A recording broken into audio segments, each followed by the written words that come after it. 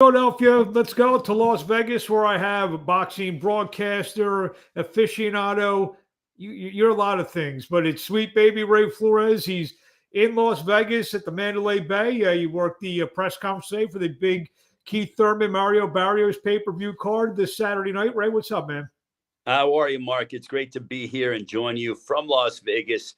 Wonderful to be able to talk with Mario Barrios and Keith Thurman, along with Leo Santa Cruz and Keenan Carball today.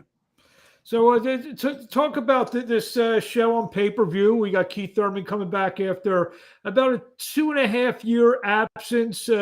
Barrios, who's coming off a loss himself to Gervonta Davis, put up a good fight, exciting fight.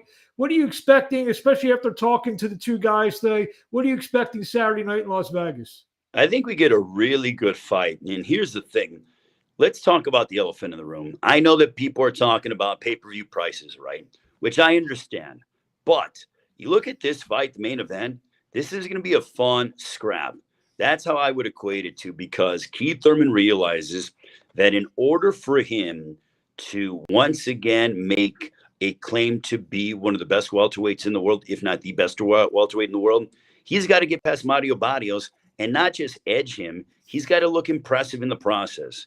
Barrios does not want to lose 2 in a row. He's making a jump up to 147. He's fighting a big name in Keith Thurman. And in his mind, if he's able to defeat Keith Thurman, then he sort of skips the line of contenders. And I even think that, this is a little bit, I don't think it's far reaching, but I think that if Barrios beats Thurman, he would get past the likes of Virgil Ortiz, Boots Ennis, and some of the other young contenders in the division and put himself in top 5 contention. Yeah, how did Thurman look to you? Obviously we haven't really seen him. He's been doing some commentating here and there on Fox and so forth. How did he look to you a couple of days out? Did you see a guy who's 2.5, 3 years older than we saw him the last time when he took on Manny Pacquiao back in July of 2019? I see an edge to Keith Thurman. Keith Thurman, I could just tell that he had this quiet intensity about him. He was very nice to me and always a class act, but I could just sense it. When you have a feel for things, and I just saw how he was in the dressing room, in the locker room, because I interviewed him backstage prior to the start of the press conference. There's an edge to Keith Thurman. You could tell that he has his tools sharpened, and he's ready to go out there and prove to the world that, guess what? You might have, forgotten about me in recent memory, but you're going to remember why I was so good and why I held 2 world championships at one time. You're going to remember why I beat the likes of the Robert Guerreros of the world, the likes of Sean Porter, Danny Garcia, how at a time he was an avoided fighter at 147. Keith Thurman has a chip on his shoulder, and I think it makes for a more compelling fight with Mario Barrios. Do you expect the layoff to be an issue, especially early in this fight? Yeah, I totally 100% think that it's going to take Keith a few rounds to get going, which is why it adds to the intrigue of this fight, because Thurman's game is based on timing, rhythm, gauging your distance, being intelligent in that ring, mixing it up when you feel the need to do so. Barrios is going to come out and make him fight from the time the bell rings in round 1 till the time the bell sounds at the end of the 12th round, if it gets that far. So that's why I think that Thurman being away from the ring for 931 days. Who's counting? Huh? Who's counting, though? Marc Ortega did the counting on that one. The Fox so I didn't do the counting. I'm going 30 months, but 931 days is the exact time that he's been away from the ring in competition. To me, that takes him about 3.5 to 4 rounds to get going. I think he starts to get going in round 4 on, but that means that those early rounds, if Barrios is who he has been in the past, then he'll likely gobble up those 3 rounds, meaning that from round 4 on, at least the way that I envision it, if Barrios wins another 3 rounds, you got to draw. And then you throw up another round or 2, toss-up rounds, boom, there you go. That's a path to victory for Mario Barrios. I think it's going to be a pretty exciting fight because Barrios. Barrios is in good. Is always in good fights. And you know what? I mean, I think Thurman probably we're probably not. We probably have seen the best of Keith Thurman. I mean, it just father time, 3 years off, the whole 9 yards. So that's what, like you said, that's what makes it for an interesting fight. I think it's gonna be entertaining. I mean, I think Thurman maybe pulls it out, maybe a late stoppage, but I see an entertaining fight. And like you said, 74.99. You get three other fights on the card. What interests you on the undercard? You got Luis Neri and Carlos Castro, the return of Leo Santa Cruz taking on Keenan Carbajal, and Jesus Ramos taking on Vladimir Hernandez after the Abel Ramos fight with Josecito fell off. What are you looking for in the undercard? Anything there that interests you?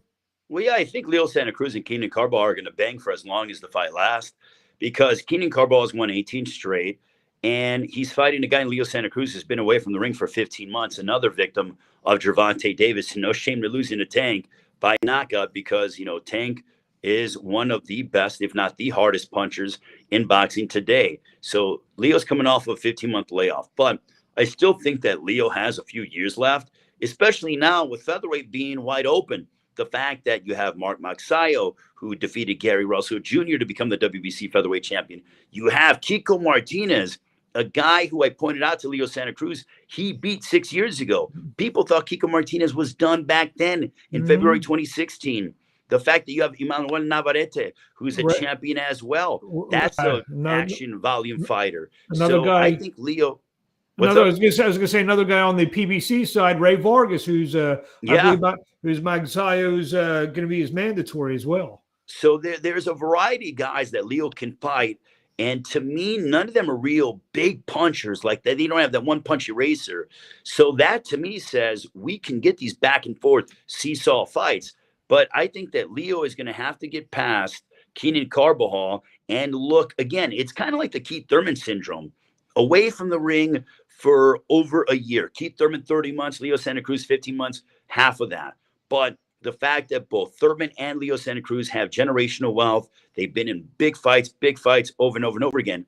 But where's the hunger? I think Leo Santa Cruz still has that desire to perform at a high level. He mentioned unification fight, and possibly fighting the likes of the Maxayos of the world and, also, Kiko Martinez and stuff. So I'm curious to see what happens. I think Keenan Carbajal is going to give up a valiant effort, but I don't think it's enough. When it comes to Luis Neri, Carlos Castro, I think Luis Neri, he's a wild card because you're going to get a guy that's going to come and try to bomb you out, but he might get bombed out himself. We saw that in the fight against Brandon Figueroa. So we'll find out what happens. He absolutely looked like shit. Just going back to Santa Cruz, though, we don't see a lot of times where guys get really put to sleep like Santa Cruz did.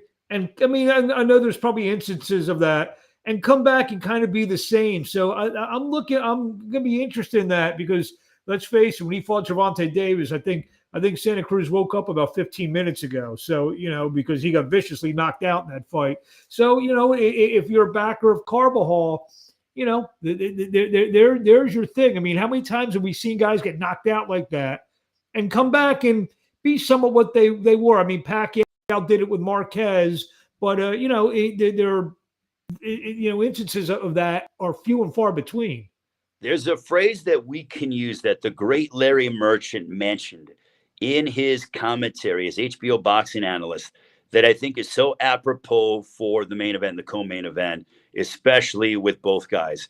In the sense of this, will we see the Keith Thurman and Leo Santa Cruz's of old, or will we see an old Keith Thurman and Leo Santa Cruz? That is the question heading into this card on Saturday night.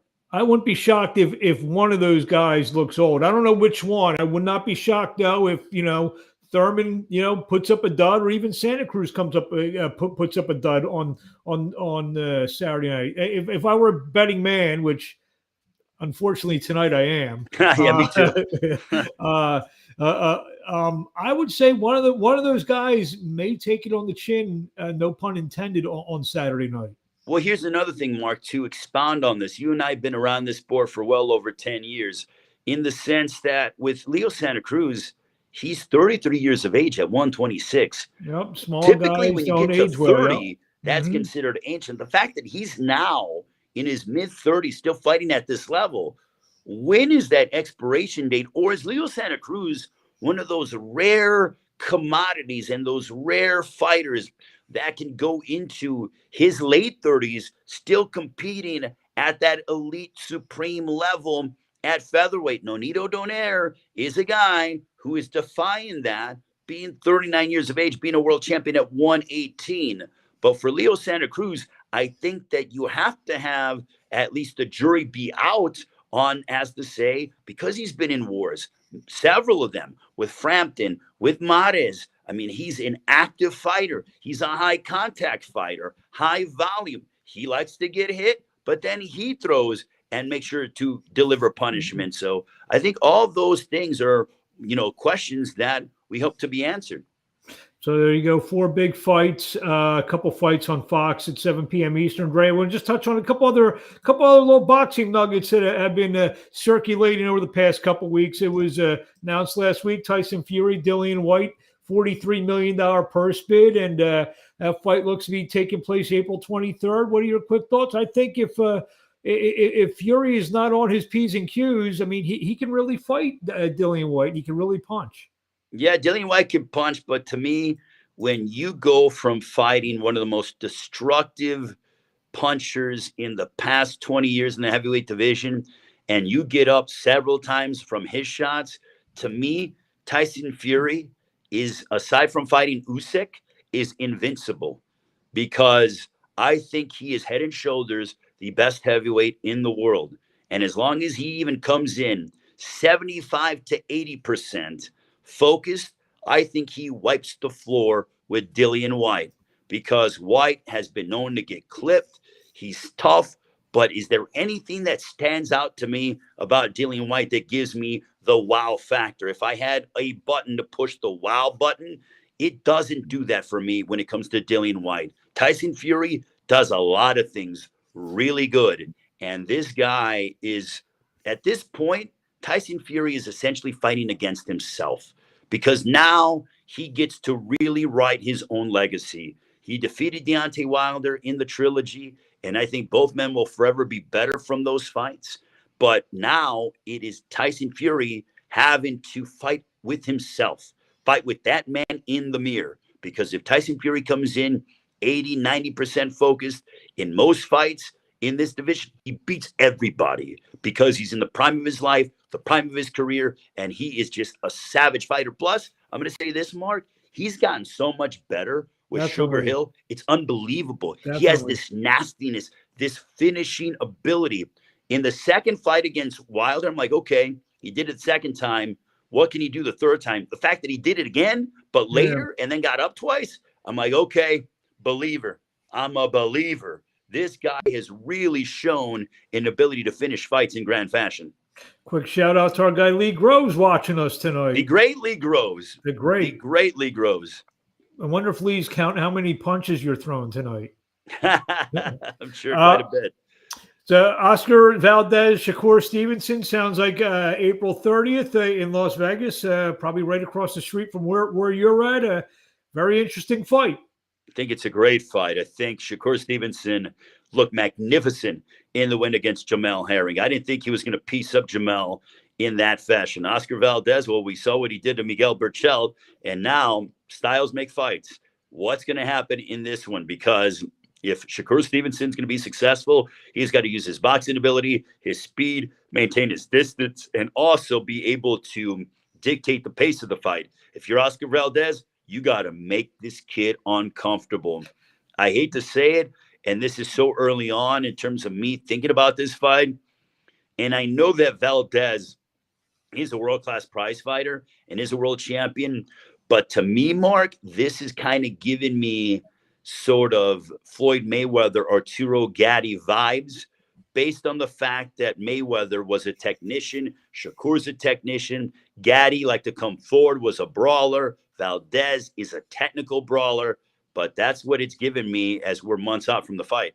I think it's funny you said Floyd Mayweather. This is the fight. This reminds me, not style-wise, But this reminds me of the Mayweather Corrales fight where after Mayweather, beat Corrales very handily, he's knocked him down 5, 6 times. We started to get that wow factor for Mayweather. This could be the fight that gives us because Shakur Stevenson, even though he's undefeated, hasn't really. I don't want to say he hasn't been tested because he's won every one of his fights easily. This could be the fight that this could give Shakur Stevenson that wow factor. Like, okay, this kid really is special. Yeah, I could totally see that. I mean, to me, he gave me the wow factor against Jamel Herring doing what he did, especially because Jamel was coming off of the win over, he was coming off of I think Carl Frampton, if I'm corrected on that. And he looked mightily impressive in that victory. But, now it's like, okay, we're going to see what happens when it comes to Shakur Stevenson and Oscar Valdez. Like, I think that Shakur is just so talented, has many different ways to win this fight. Valdez only has 1 or 2 ways. So you're going in there with a guy who has 6 or 7 different weaponry against a guy that's got only 1 or 2. Next thing, it's a simple question. Who's Canelo going to fight? I think he's going to fight Jermall Charlo. And the reason why I say that is because I look at what Eddie Reynoso said a few days ago, where he goes that Jermall Charlo has the bigger box office draw than that of David Benavidez. He really didn't talk about Bivol, and he hasn't talked about anybody else that DAZN has mentioned. I mean, I think they've been very quiet when it comes to who Canelo is going to fight. I mean, they really haven't mentioned Gennady Golovkin, and you know what? I'm very interested. I think that Canelo will fight Jermall Charlo in May here in Las Vegas, because I think it's a Vegas fight. And then I'm curious to see if he decides to fight David Benavidez, if Benavidez is successful against David Lemieux in April. So you would figure that the way that the schedules are looking like, and this is me talking hypotheticals, that they kind of match up. So does Canelo want to fight Makabu in December in Mexico City? Does he want to leave that fight until next May? Or does he want to fight Benavidez in September and then push himself, because he would be pushing himself to get into camp and to fight Makabu in December or January? Either way, Canelo's going to have to go through another gauntlet of training camps if that is to be the case, which I don't think makes sense for him, because I think for Canelo, fighting 2 times a year is more than enough. I think at some time, I mean, we mentioned the 68 and the cruiserweight. At some point, he's probably going to fight Bivol. I don't know if it's going to lead to the better B of Smith winner or whatever, but I think he's going to want to get a slice of a title at 75, at least a slice of a title at cruiserweight. And it was funny. I was watching that show the other night with Makabu and Trevor Bryan. Hey, what I was thinking, I think Canelo Alvarez could probably beat Trevor Bryan and win a slice of the heavyweight championship, to be honest. I could see that. Look, Canelo is, I remember when he was in Hollywood, Florida during our January 1st pay-per-view, and he was watching Frank Sanchez and supporting Frank Sanchez. But to me, if you're Canelo, how do you not look up there at, some of the guys and say, if I gain a little bit of weight, I mean, I could beat these guys, because you know what? He's that good. He's that kind of fighter that can go up and down. I mean, we never thought, I don't think we believed that we would see another Roy Jones-esque sort of journey. Canelo might be that guy. And I think we'd all be there, and it would be very entertaining for all of us. Some kind of break. I always call breaking news, but Brian Castano tonight on his social media has basically confirmed that March 19th he'll be rematching Jermall Charlo in a rematch of one of last year's best fights. Terrific fight out in LA. So I guess that's a done deal, Ray. I love that fight. I mean, the first fight was tremendous because both guys had to make adjustments, and they did, and it ended up being a draw. This fight being in Los Angeles at the Crypto.com Arena, which used to be Staples Center, I think it's going to be hard for me to change my vernacular on that. But I hear you. I think it's going to be an excellent fight because Jermall Charlo has a lot to prove because, he had to dig deep, and he did. And Derek James made brilliant adjustments, as did Jermall in the fight against Castano. If you're Castano, you got to be thinking the fight was right there. and I didn't do enough to get the win, and I wasn't able to adjust the same way that Jermell was able to adjust. Castaño started off strong, but when Jermell Charlo adjusted, Castaño did not adjust. So that was the difference in the fight, that Jermell Charlo knew he had to go to plan B. He did go to plan B. He had to go ahead and really dig down deep and go to a world that he hadn't been pushed to in a long time. And he did it. Castaño did not have a sense of urgency, and I think they were too complacent. In this fight, I don't think that'll be the case. I think we get a very passionate and we get a very aggressive Brian Castaño for the full 36 minutes. Now, that to me plays more into the favor of Jermell Charlo, because he's a sharpshooter. He's a brilliant counterpuncher. He's got pop behind his punches. He did hurt Castaño. The question is, can Jermell Charlo hurt Castaño early to make him, quote unquote, gun shy in that fight? Yeah, it should be an excellent fight. Castaño's, I mean, people ask me about Castaño. He's just a tough nut to crack, that guy. He just comes forward and, he's a real tough guy who can fight. He's durable, and he's athletic, and he outworks you, and he's in your chest all night long. This guy can fight for days if he could. Why he took his foot off the gas, I don't know. Some of that could be from the counterpunching of Jermell Charlo and the fact that Charlo had to step up his game, and he did so and was effective in the process. But I think we do get a very much impassioned Brian Castaño on March 19th. We got Matthew Rowland watching us tonight. It's a little late for Matt. Big Ten wrestling fan, Matt Rowland. He's got a couple of children that'll likely be with Penn State, I assume, in the near future. That I'll be calling their matches. I saw another note on Twitter right before we came on. Looks like serious rumors. Spence Ugas in April at Jerry's World down there in Dallas, Texas. Yeah, I could hear that. I can totally see that. So I'm very interested to see what network it goes to. So that to me is the operative question. So I mean, what's your quick take on that fight? Just hearing about it. So I'll give you a quick. I know that you had our trainers roundtable yesterday, and it was interesting because we had Ismael Salas and Derek James. Salas, the trainer of your Dennis Ugas, Derek James, the trainer of Errol Spence, and Ugas was sort of getting ready to work out, and Salas calls him over and says, "Hey, say hello to everybody." And then Salas, being very nice, goes to Derek James. He goes, "Hey, we're going to see you guys soon." He goes, "We look forward to it." And Derek James started laughing. It was just some good gamesmanship between the two guys. I think that's a great fight because Errol Spence been away from the ring for over 14 months. You got you have Terrence Crawford waiting in the wings. He obviously, since I guess the quote release from Top Rank, it's been pretty quiet on his front. What do you expect? I mean, you're out in Vegas. That's where all the gossip happens. You hear anything about Terrence Crawford? I haven't heard anything about Crawford. I think what's going to happen is that it's like a domino effect. So now that we are getting some clarity when it comes to the welterweight division, the fact that Spence and Ugas is likely going to be announced soon, and that'll be for 3 belts, I think that the Crawford domino is going to fall sooner rather than later. But where does he go fight? Who does he fight? What network does he go fight at? I don't know.